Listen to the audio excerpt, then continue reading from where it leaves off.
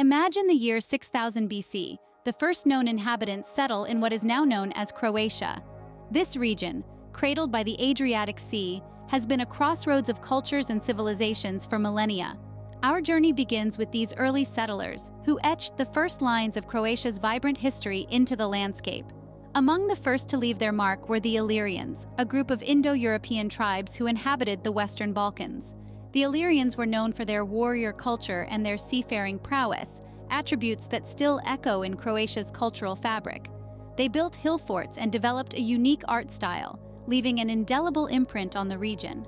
Following the Illyrians, the Celts migrated to the area around the 4th century BC. These ancient people from Central Europe brought with them their own distinct culture and advanced ironworking techniques.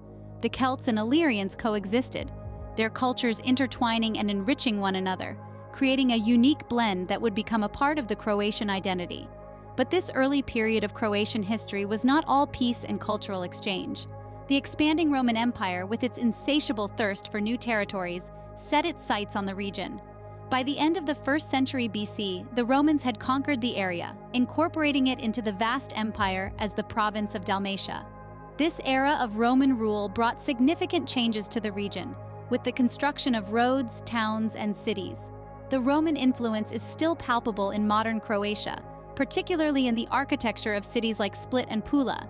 However, like all great empires, the Roman Empire was not to last. As it crumbled, so did the province of Dalmatia, leaving a power vacuum in its wake. This vacuum would soon be filled by a new wave of settlers, the Slavs, who would embark on a new chapter in the annals of Croatian history. As the Roman Empire fell, so did the province of Dalmatia, paving the way for the Slavs to settle in the region. In the 7th century AD, a new wave of settlers arrived, the Slavs. These tribes, originating from the vast plains of Eastern Europe, began migrating southwards and westwards, drawn by the allure of the fertile lands of the Adriatic coast. This mass migration wasn't a single unified movement. Instead, it was a series of waves, each one bringing different Slavic tribes into the region now known as Croatia. As they settled into their new homes, these tribes began to form early Croatian principalities, each one unique yet interconnected through shared language and culture. These principalities, while initially independent, were not isolated. They interacted with their surroundings, most notably with the Byzantine Empire to the east. The Byzantines, renowned for their grandeur and sophistication, exerted a significant influence over the Slavic settlers. This influence was not merely political or economic, but spiritual as well. In the 9th century, the Christianization of the Slavic tribes began in earnest. Missionaries from the Byzantine Empire, armed with a new alphabet and the Word of God, ventured into Slavic lands. The Glagolitic script, an alphabet designed to be more attuned to the Slavic languages, was a key tool in this process. With this, the Slavic tribes were not just introduced to Christianity, but also to written language and literacy. This cultural exchange went both ways. The Slavs, while embracing the new faith and literacy, also held on to their own traditions and beliefs, creating a unique blend of the old and the new. This fusion of cultures is evident in the religious architecture of the time, where Byzantine influences are intertwined with Slavic motifs. As the centuries rolled on, these loosely connected Slavic principalities began to coalesce. By the end of the 9th century, they were united under a single ruler. This unification marked a new chapter in the history of the region, one that would see the rise of a distinct Croatian identity, a sense of unity and shared destiny. The Slavic tribes eventually united under a single ruler, setting the stage for the First Croatian Kingdom. The 10th century saw the emergence of the First Croatian Kingdom under King Tomislav. As the dawn of the new millennium approached, Croatia experienced a monumental shift in its political landscape. The country, which had long been divided into tribal territories, was united under a single ruler, King Tomislav. His reign, marked by both military acumen and diplomatic finesse, brought about a period of expansion and consolidation. With his coronation in the year 925, King Tomislav became the first king of Croatia, establishing a kingdom that stretched from the Drava River in the north to the Adriatic Sea in the south. His leadership marked a significant turning point in Croatian history, as he successfully defended the kingdom against foreign invasions, notably from the Hungarians and Bulgarians. His military prowess was matched only by his political skill, as he crafted alliances and fostered diplomatic relations with neighboring powers. Under King Tomislav's rule, the Croatian kingdom experienced cultural and societal developments that shaped its identity. The adoption of Christianity as the state religion, for instance, played a pivotal role in shaping the cultural fabric of the kingdom. This period also saw the codification of legal systems, the organization of administrative districts, and the strengthening of trade routes, all of which contributed to the prosperity of the kingdom. But the reign of King Tomislav was not just about expansion and consolidation. It was also a period of cultural flourishing. The arts thrived, with the development of Glagolitic script and the building of churches and monasteries. Croatian law was codified, the church was organized, and the foundations of the Croatian state were firmly established. Yet, like all great empires, the Croatian kingdom had its zenith and nadir. By the end of King Tomislav's reign, the kingdom had reached its territorial apex. However, the subsequent centuries brought about internal strife and external threats that weakened the kingdom's hold over its territories. The Croatian kingdom, however, was not to last, as the 12th century brought about a union with Hungary. Despite its initial prosperity and power, the kingdom's decline was inevitable. But the legacy of King Tomislav and the First Croatian Kingdom lives on, a testament to a time of expansion, consolidation, and cultural development. The 12th century marked a significant shift as Croatia entered a personal union with Hungary. This was a turning point in Croatian history, one that would shape the nation's destiny for centuries to come. The union was more than just a marriage of convenience. It was a strategic alliance designed to protect Croatia from external threats, especially the menacing Ottoman Empire. However, this union was not without its challenges. Croatia's sovereignty was significantly compromised. The Hungarian kings wielded considerable influence over Croatian affairs, often sidelining the local nobility. This led to a gradual erosion of Croatia's political autonomy, with the country effectively becoming a province of Hungary. But the Croatians were not ones to take this lying down.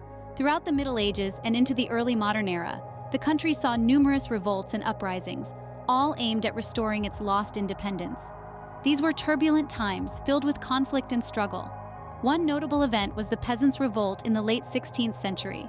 Led by Matija Gubek, the rebellion was a major challenge to the Hungarian rule. Despite its ultimate failure, the revolt remains a symbol of the Croatian fight for freedom. The 18th century saw the emergence of the Croatian national revival, or the Illyrian movement. This was a cultural and political campaign aimed at promoting Croatian identity and language. It was a clear indication that the desire for independence was still alive and burning bright. But the road to independence was a long and winding one. The 19th century was marked by a series of political, social, and economic transformations that would eventually pave the way for the creation of a sovereign Croatian state. These included the abolition of serfdom, the spread of literacy, and the emergence of a modern Croatian political thought. Throughout this period, the Croatian people displayed an unwavering determination to reclaim their independence. They faced numerous obstacles, but their resolve never wavered. They fought, they resisted, and they held on to their dream of a free and independent Croatia. Despite the challenges, the Croatian spirit remained unbroken, leading to a resurgence of national identity in the 19th century. The 19th century was a time of awakening as the Croatian national revival took root. This period, often referred to as the Croatian National Revival or the Illyrian movement, was characterized by a resurgence of Croatian culture, language, and national identity. For centuries, Croatia had been under the influence of foreign powers, from the Romans to the Hungarians and the Austrians. The country's unique identity had been somewhat obscured, but the 19th century brought a surge of national consciousness. Croatian intellectuals, artists, and politicians started to champion the cause of their homeland, revitalizing the Croatian language and culture that had been suppressed for so long. This cultural awakening was not just about literature and art, it was inherently political. The movement aimed to unify all the South Slavs under the banner of a single language, thereby creating a political entity that could resist foreign domination. This led to the formation of the Triune Kingdom of Croatia, Slavonia, and Dalmatia in the late 19th century. However, the dream of a united South Slavic state was put on hold as the world plunged into the chaos of World War I. Despite not being a primary actor in the conflict, Croatia was pulled into the war due to its position within Austria-Hungary. Croatian soldiers were conscripted into the Austro-Hungarian army, fighting on various fronts from the Eastern Front to Italy. Meanwhile, back home, the war created significant social and economic upheaval. The Croatian political landscape was changing rapidly, with growing calls for independence and self-determination. The end of the war also marked the end of Austria-Hungary, the empire that had held sway over Croatia for so long. World War I ended with the dissolution of Austria-Hungary, setting the stage for a new political landscape in Croatia. The war's end brought about a seismic shift in Europe's political map. With the old powers gone, Croatia was now poised to forge its own path in the tumultuous 20th century. But that's a story for another time. In the aftermath of World War I, Croatia became part of the new Kingdom of Yugoslavia. This was a complex patchwork of nations, cultures, and languages stitched together in the hopes of fostering unity and strength in the region. However, the kingdom was fraught with political tension from the outset. The centralist policies of Serbian King Alexander I and his attempts to suppress regional identities sparked discontent among Croatians who yearned for greater autonomy. By the 1930s, these tensions had grown into a political crisis, exacerbated by the economic hardships of the Great Depression. The kingdom was dissolved and replaced with a dictatorship, known as the January 6th regime, named after the date of its establishment. This regime further centralized power and suppressed regional identities, leading to even more dissatisfaction among Croatians. Then, World War II arrived, and the Kingdom of Yugoslavia was caught in the crossfire. In 1941, the Axis powers invaded, dismembering the kingdom and establishing a puppet state known as the Independent State of Croatia.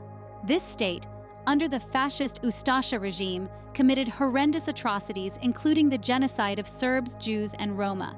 However, not all Croatians supported the Ustaša. Many joined the Partisans, a multi-ethnic resistance group led by Josip Broz Tito. The Partisans fought against both the Axis powers and the Ustaša regime, ultimately playing a crucial role in liberating Yugoslavia. World War II ended with significant changes for Croatia, as it became a socialist republic in the new Federal People's Republic of Yugoslavia. The war had left deep scars on the region, scars that would continue to shape its history in the years to come. This was a new chapter for Croatia, a chapter of socialism, unity, and ultimately further struggle for independence. Post-World War II Croatia found itself part of a socialist federation under the leadership of Josip Broz Tito. This era was marked by a distinct blend of socialism and self-management, a unique experiment that set Yugoslavia apart from other Eastern European countries under Soviet influence. Tito, a charismatic leader and a master of balancing powers, managed to keep the federation together, despite the diverse ethnicities and historical tensions. His leadership style fostered a sense of unity, but also suppressed nationalistic sentiments, a policy that would have repercussions in the years to come. Croatia, like the other republics, had its own government, but ultimate power resided in the federal government. Under Tito's rule, Croatia experienced industrial growth, urbanization, and increased literacy rates.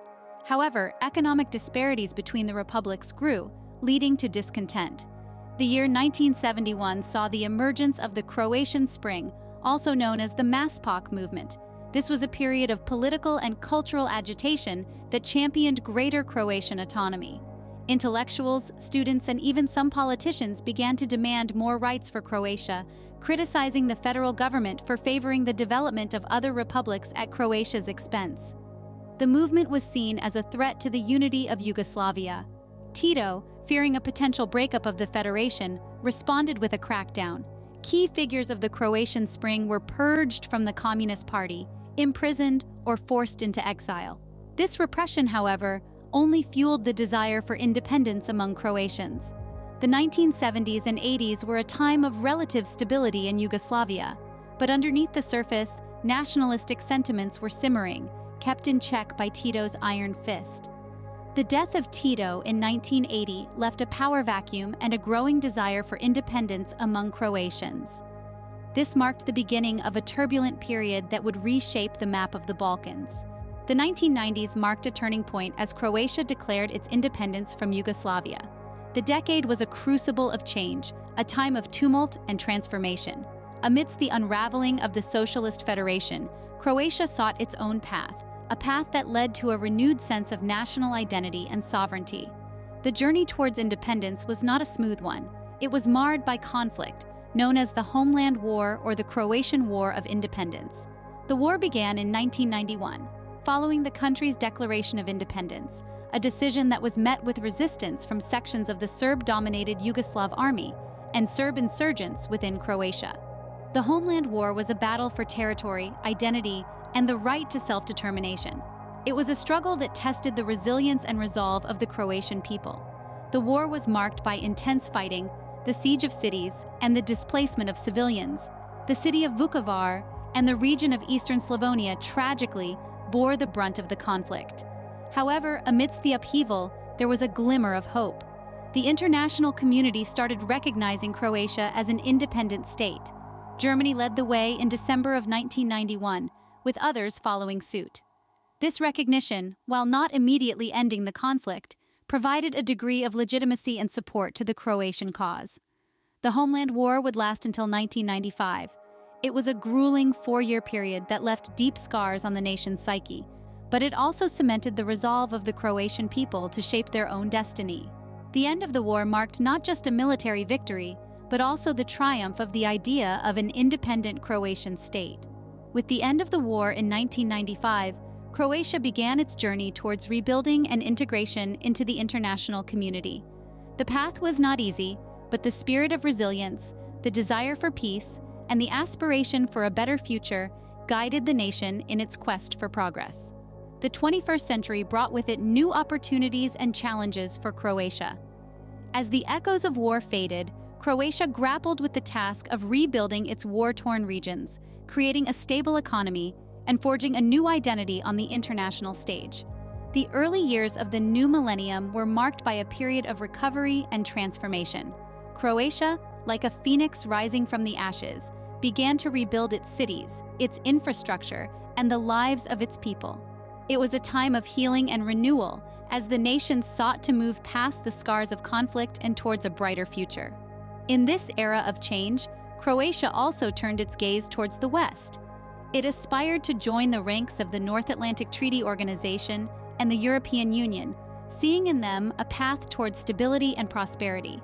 The road was not easy, fraught with rigorous reforms and negotiations, but Croatia, with its characteristic resilience, persevered. In 2009, a significant milestone was achieved. Croatia was welcomed into NATO, marking its formal entry into the international defense community. This was followed by another monumental moment in 2013 when Croatia, after tireless efforts, became the 28th member state of the European Union. Today, Croatia stands as a vibrant and dynamic country. Its stunning landscapes, rich cultural heritage, and the warm hospitality of its people have made it a beloved destination for travelers from around the world. Its economy, while still facing challenges, is steadily growing, buoyed by sectors like tourism, shipping, and information technology. Yet, despite the strides it has made, Croatia continues to grapple with issues such as emigration, corruption, and regional disparities. These challenges serve as reminders that the journey towards progress is ongoing, and that the spirit of resilience and determination that has defined Croatia's history remains as vital as ever. From the early settlers to the modern day, the history of Croatia is a tale of resilience, determination, and a strong sense of national identity. Today we journeyed through thousands of years of Croatian history, from its earliest days to the modern era. We began with the dawn of Croatian history, tracing the roots back to the early settlers who laid the foundations of what would become a vibrant and diverse nation. We then witnessed the arrival of the Slavs, a group that significantly influenced Croatia's cultural and political landscape. Their arrival marked the beginning of a new chapter in Croatian history, one that would pave the way for the emergence of the First Croatian Kingdom. The First Croatian Kingdom was a milestone in the nation's history, marking the first instance of Croatian self-rule. This period was followed by the union with Hungary, a consequential alliance that saw a continuous fight for independence and self-identity. Croatia's history is not without its share of upheavals. The national revival in World War I brought about significant changes, setting the stage for the formation of the Kingdom of Yugoslavia. The Kingdom of Yugoslavia and World War II were transformative periods that reshaped the nation's future.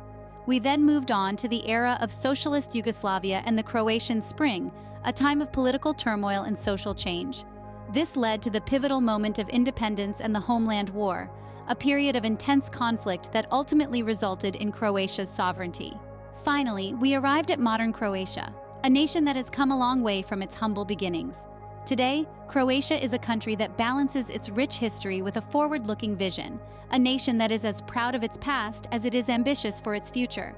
As we've seen, the history of Croatia is a rich tapestry woven with the threads of different cultures, struggles for independence, and a constant drive towards progress.